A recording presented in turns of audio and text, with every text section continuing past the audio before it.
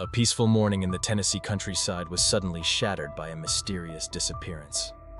Holly Bobo, a 20-year-old girl, beautiful and full of dreams, left home for school, but it would be the last time her family ever saw her alive. In just a few short minutes, Holly vanished in broad daylight, leaving behind faint traces and haunting questions. It wasn't until more than 3 years later that her remains were finally discovered, uncovering a tangled investigation filled with conflicting testimonies and dark secrets. This case not only shook the state of Tennessee, but also became one of the greatest mysteries in the history of crime. You're watching my channel where we explore the most mysterious cases and the most thrilling stories. And as always, don't forget to leave a like and subscribe to support us. Thank you so much. In a quiet land in Henderson County, Tennessee, bordering Interstate 40, a tragedy unfolded. The area, once known for its rich forests and rivers, had its peace forever shattered years ago by a chilling disappearance. The investigation would drag on for 7 years, consuming an enormous amount of money and becoming the most expensive case in Tennessee's history. The victim was Holly Bobo. On the morning of April 13, 2011, at 7:50 a.m., the sound of frantic barking jolted Clint Bobo awake. With their parents already at work, only he and his sister were at home. Still groggy, Clint stepped into the kitchen. Through the window, he saw Holly in the garage with a man dressed in black. She dropped to the ground, her voice filled with panic. Clint caught only fragments of her cries. "No, why is it me?" At that time, Holly was 20 years old, a nursing student at the University of Tennessee at Martin. She was outgoing and loved nature. Clint assumed she was arguing with her boyfriend, Drew. The night before, Drew had mentioned going turkey hunting. His hunting clothes didn't seem unusual, but one detail troubled Clint. Holly had an important exam at 8:00 a.m., yet she was still at home. As Clint hesitated, their mother suddenly called in a panic, urging him to check if Holly was safe because neighbors had reported hearing screams. Clint reassured her, saying Holly had just stood up and was walking toward the woods with her boyfriend. But instantly, his mother's voice turned urgent. That wasn't Drew. Clint was stunned. He was sure it was Drew. But without further explanation, his mother hung up and dialed 911. Because his mother worked far away, her call was accidentally routed to the Decatur County dispatcher, delaying the emergency response. Meanwhile, Clint realized the man was much larger than Drew. Alarmed, he tried calling both Holly and Drew, but neither answered. Overcome with dread, Clint grabbed a weapon and ran into the woods. As soon as he reached the door, Clint noticed suspicious traces in the garage and immediately called the police. 10 minutes later, his parents rushed back in a panic, accompanied by investigators. The family's statements painted a shadowy picture. Holly's father said she had woken up at 5:00 a.m. to study but noticed nothing unusual. Her mother, an elementary school teacher, later called Drew and confirmed he was out turkey hunting elsewhere. She was certain that the man seen with Holly was not her boyfriend. Clint testified that he had been in a deep sleep and did not hear any screams. Neighbors provided a crucial detail at 7:50 a.m. They heard a piercing scream and saw a white pickup truck speeding away immediately afterward. Police immediately sealed off the house and the surrounding area. There were no signs of forced entry, but in the garage they found several drops of blood identified as Holly's. An unidentified fingerprint was also discovered on a vehicle, but no additional biological evidence was found. Holly's phone could not be reached. Police concluded this was a serious case, and that Holly needed to be found immediately. Hundreds of local volunteers joined the search, forming a vast network. But by the next morning, all efforts had failed. Holly seemed to have completely vanished. Reviewing her phone data, police discovered that Holly had traveled north, stopped for about 20 minutes near Interstate 40, then turned south. The phone's last recorded location was near Highway 641, after which it was switched off. The search focused on this area. They found Holly's lunchbox phone and SIM card, but her whereabouts remained unknown. From this point, a 7-year investigation began. The suspect pool eventually narrowed down to 5 different groups. But even today, the true culprit remains a mystery that stirs heated debate. Holly's brother Clint Bobo was the last person to see her and naturally became one of the first suspects. His testimony contained a notable change. At first, Clint said he had seen a man dragging Holly into the woods, but later, when questioned again, he corrected himself, saying it was simply a man walking with her. This discrepancy was crucial in determining whether Holly had left under duress or voluntarily, a detail that shaped the direction of the investigation. That small change immediately caught the police's attention. When they searched the woods, they found nothing unusual. It seemed likely that someone familiar, or someone Holly trusted, had persuaded her to leave willingly. Furthermore, neighbors insisted they had heard a woman scream while Clint, who was closer, claimed he heard nothing. Police examined Clint's clothing, analyzed his call logs, and tracked his phone, but no incriminating evidence was found. He was eventually cleared as a suspect. An important clue later came from Clint himself. Because he couldn't see the man's face clearly, he mistakenly thought the man with Holly was Drew. Later, when recalling the event, Clint described the man as being about 6 feet 2 inches tall, weighing between 180 and 200 pounds, dressed in black, wearing a baseball cap with a deep voice and long black hair. Holly's cousin, Whitney Duncan, also revealed that the area was quite remote and difficult to navigate. In the town, hardly anyone locked their doors, leading the family to suspect that the abductor lived nearby and was well acquainted with the surroundings. Police reviewed local residents and ex-convicts in the area, eventually focusing on a suspect who matched the description: Britt, about 50 years old. He fit Clint's account, had prior offenses involving harassment and stalking of women. Britt worked as a newspaper delivery man, knew the local roads well, and his delivery route included the area where Holly's lunchbox was found. Clint also believed that Britt's voice was identical to the man who had taken Holly. Britt claimed he had an alibi. He and his wife were shopping for a bathtub, but no store employees recalled seeing him. In fact, no bathtubs were sold at that store during the entire week after Holly's disappearance. Suspiciously, after Holly went missing, Britt cut his hair short and altered his appearance. When police searched his home and car, they found a handwritten receipt for a bathtub and a chainsaw. Phone records showed that Britt and his wife called each other that morning, contradicting their claim that they had been shopping together. Even under pressure, Britt denied any involvement, going so far as to taunt investigators by analyzing the psychology of the perpetrator.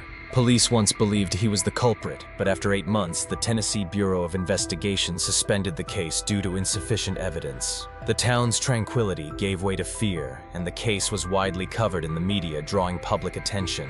Soon after, a special prosecutor was appointed to continue the case, and the Tennessee State investigation was revived. Upon review, locals and police began to focus on 4 men, whose surnames all started with the letter A, each with prior drug-related offenses. They were referred to as the A-Team. In fact, during the initial sweep, police had already interrogated Shane, one member of the group, just 4 days before the crime in connection with an attack on another woman. A friend of Holly recalled that when they went to the Decatur County Fair, she noticed a man in black, slightly overweight, wearing glasses. He pretended to be on the phone but kept staring at them, which made her uneasy. From this description, police created a suspect sketch and identified him as Shane, who lived not far from Holly's house. However, this only proved that Shane had once noticed Holly, not that he was guilty. In the new review, locals reported that around the time of the disappearance, Zach, another group member, had threatened someone by saying they would end up like Holly, buried in a dirt pit. At the time, Zach was 28, unemployed, hot-tempered, quarrelsome, and had the most criminal record in the group. 10 years earlier, he had assaulted his own mother with a weapon, forcing her and his stepfather to obtain a restraining order, declaring him a danger to both family and community. Dylan was Zach's younger brother. Dylan, 24, worked construction and had a record of theft. The 2 brothers were reportedly close. Jason, Shane's cousin, was 39 that year and lived only about 2 kilometers from Holly's house. He had once served in the military, later worked as a truck driver, and also had multiple theft convictions. The 4 members of the A-Team were tightly connected to each other and indirectly tied to Holly, leading police to suspect their involvement.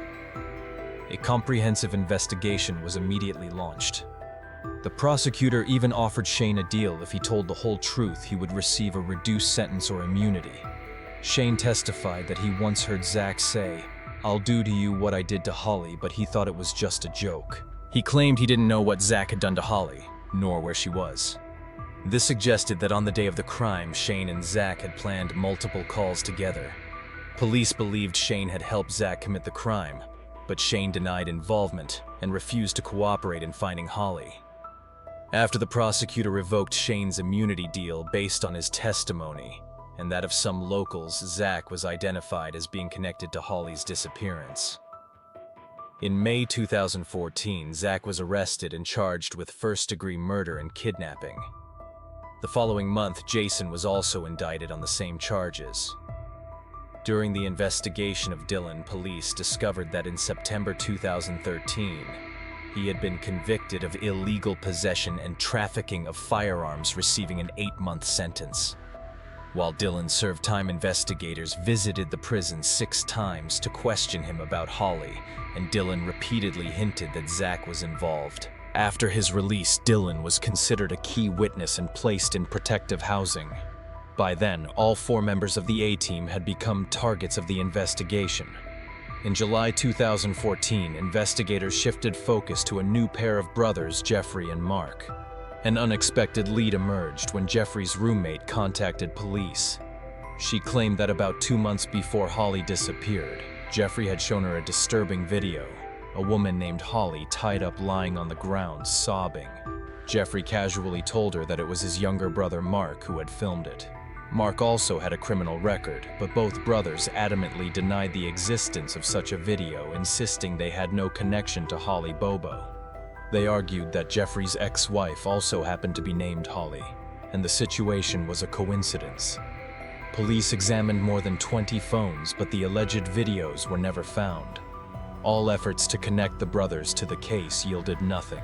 3.5 years had passed since Holly's disappearance. Though every lead had gone cold, the search never stopped. K-9 units and helicopters scoured forests, rivers, and abandoned structures near Holly's home. More than 10,000 people participated in searches across Henderson and Decatur counties. The reward fund from the community and organizations exceeded $450,000, reflecting relentless determination. The case was not only a tragedy, but also the most expensive investigation ever undertaken in Tennessee Bureau of Investigation history. 4 years after Holly's disappearance, a chilling breakthrough occurred. In September 2014, in Decatur County, 2 ginseng hunters stumbled upon a large, overturned plastic bucket containing partial human remains. Police immediately confirmed it was Holly Bobo, the young woman missing for over 3 years. An autopsy revealed she had died from a gunshot wound. The discovery of more remains, along with her wallet and driver's license, officially turned the disappearance into a homicide case. 10 days later, Dylan, one of the A-team members, broke his silence. He admitted that he, Zach, Shane, and Jason were involved. Dylan stated that on the morning Holly disappeared, he went to Zach's house and saw Holly alive sitting in the living room. Shortly afterward, Holly was attacked by the group, and Zach recorded the entire incident. However, when police searched Zach's house, no such video or physical evidence was found. A month later, Dylan himself was indicted, while Shane, the 4th member, committed suicide during the ongoing investigation. Holly's mother was devastated to realize that her daughter's killers were former students she had once taught. With over 600 witnesses and 150,000 pieces of evidence gathered, the case dragged on for 6 years before going to trial in Hardin County despite the lack of direct DNA evidence. The suspects' testimonies became crucial. Jason agreed to cooperate with prosecutors in exchange for a reduced sentence. The police believed that Shane had assisted Zach in committing the crime, but Shane denied this and refused to cooperate in finding Holly. After the prosecutor withdrew the immunity deal with him based on Shane's testimony and that of some local residents, Zach was identified as being involved in Holly's disappearance. In May 2014, Zach was arrested and charged with first-degree murder and kidnapping. Later, after Holly was found, he was forced to confess or else he wouldn't be allowed to sleep. When it was revealed that the testimonies of the 2 men were questionable, Zach, who was still serving his sentence at that time, filed an appeal. In January 2024, Zach's lawyer stated that new evidence had surfaced. A video showed that on the morning of the crime, at the exact time Holly was abducted, Zach Dillon and another man were withdrawing money from an ATM. With no time to commit the crime, the lawyer also requested that the conviction be overturned based on this evidence. The testimony of Shane, another member of the group, contradicted Jason's, and the location Jason claimed to have disposed of the body did not match where Holly was actually found. Many unresolved questions remain, making the Holly Bobo case one of the most hotly debated cases to this day. This case is among the longest, most influential, and most controversial in the history of modern American justice. Although a verdict was reached, the conflicting testimonies and questionable key evidence have led the public to doubt whether justice was truly served. The discovery of the ATM footage proving that the main suspect was not at the scene at the time of the abduction only deepened the cracks in the investigation.